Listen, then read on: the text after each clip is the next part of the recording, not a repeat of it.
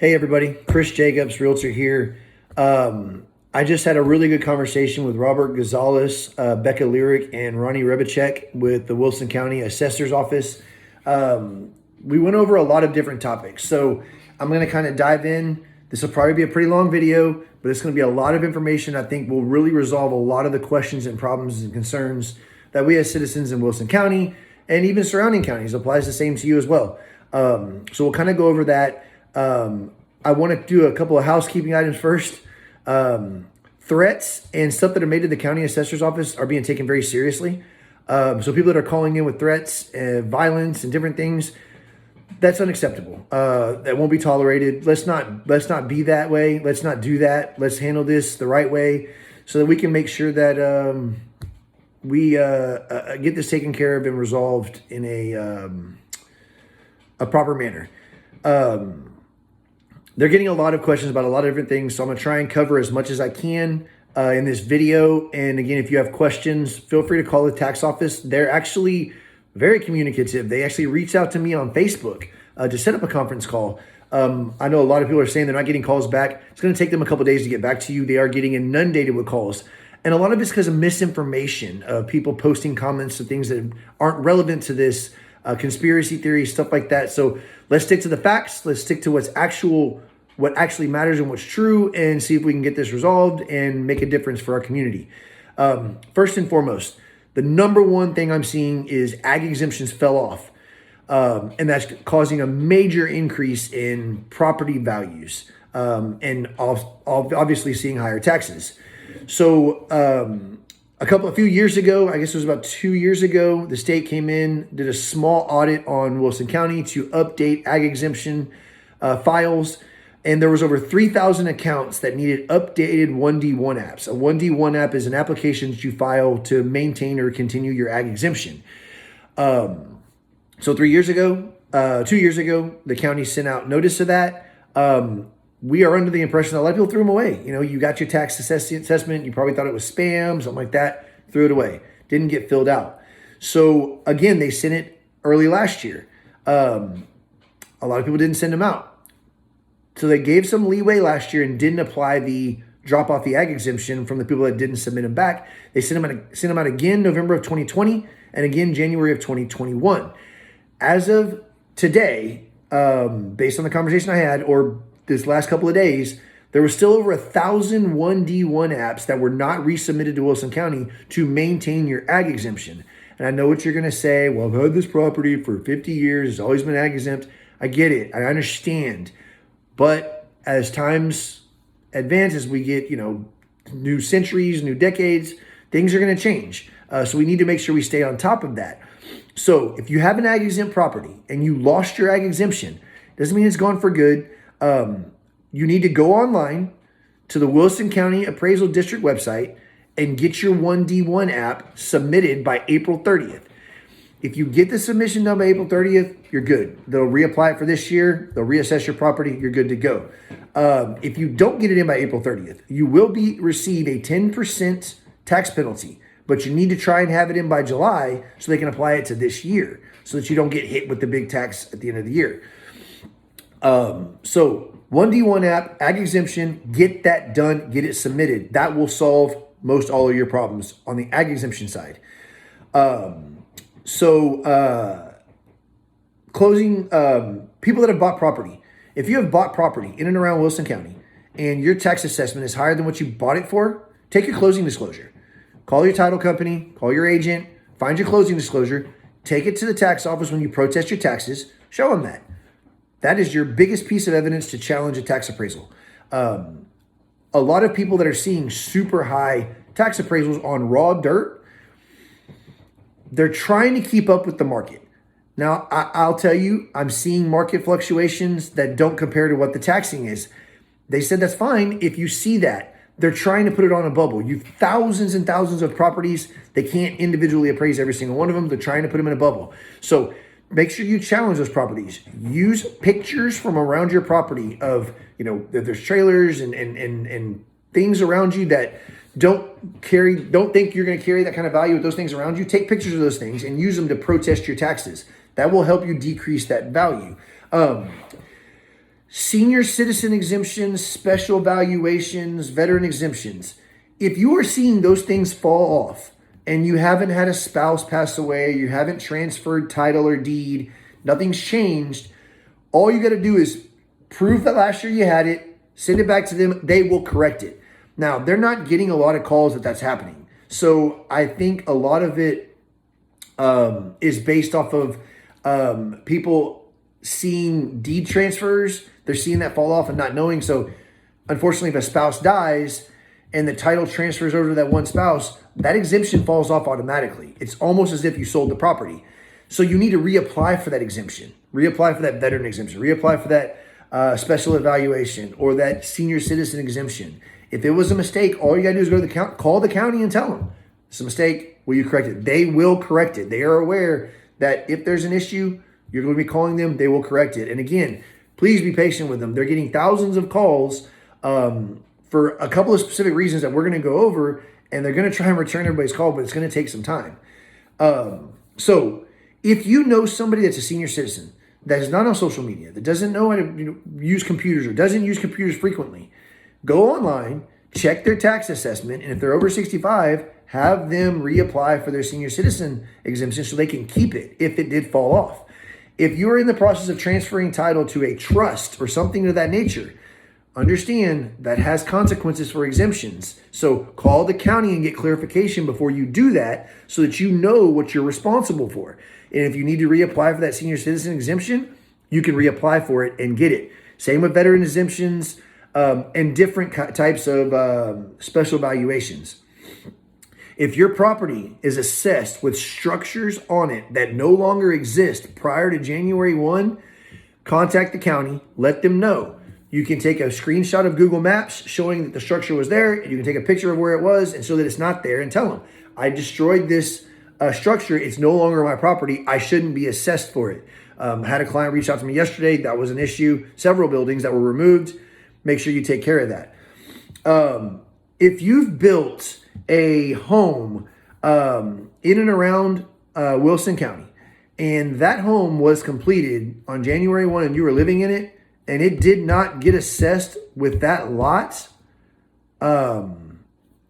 you need to make sure that you contact Wilson County and get that added to the tax roll, because they can go back 5 years for rollback taxes. If they missed it or they didn't catch it in time because of completion date or whatever, it is your responsibility to report that to the county. So make sure you get that submitted over to the county and let them know, hey, this is the property I was in, because you don't want to get hit with that bill later. Now, yes, you may be getting it put in your taxes, put in your escrow for that specific home, but you want to make sure that you don't owe anything at the end of the year if your tax valuation was up and the amount you're being taxed on is higher.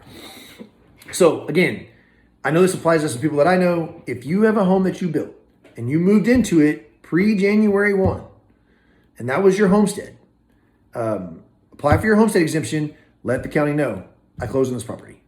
Here's the builder's plans, here's the square footage. I live in it, you need to be taxed for it. I know a lot of you are thinking, oh, why would I do that? Why would I give it up? Well, because they can go back. And if they go back, you can prove that you closed on that property prior to, which they'll be able to, because your deed will be recorded with the county when you close. They're going to say, hey, we didn't get around to it, we didn't see it, we missed it, whatever. We can go back 5 years for rollbacks on new builds.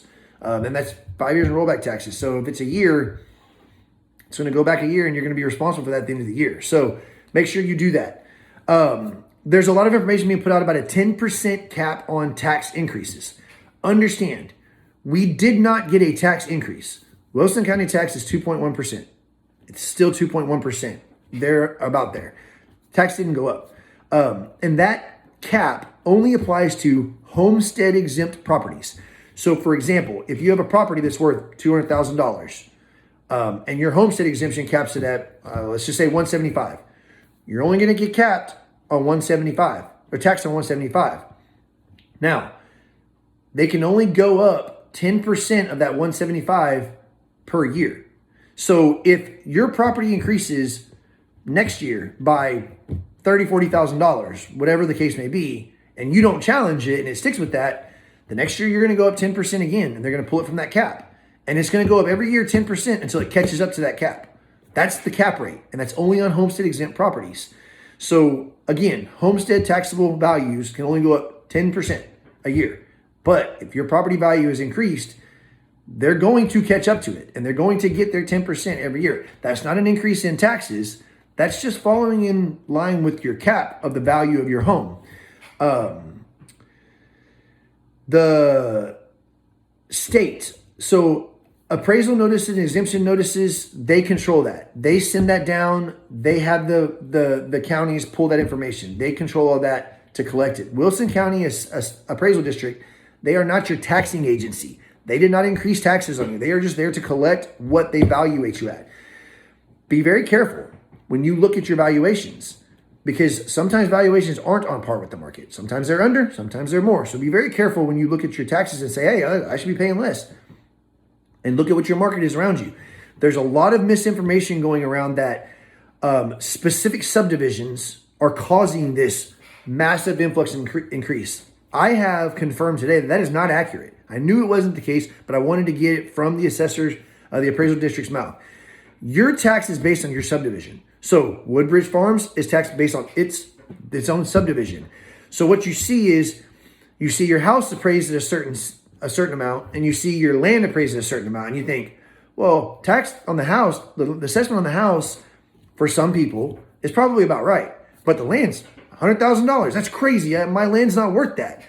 Well, it doesn't really matter what your land's worth, according to Ronnie Rebicek. What they're looking at is, this is how much your total taxable value is worth. So, for example, you have a $400,000 house. Well, the first thing they do is they're going to look at that, what you closed on, your deed was recorded, what they can find on Zillow, Realtor.com, some information from MLS, some information from realtors, people that come in and say, hey, here's my closing disclosure. I just closed, set up my tax accounts. They pull all that information together and they say, okay, I know this person bought this house for $400,000. You're going to get taxed on $400,000. Now I got to break out the land value.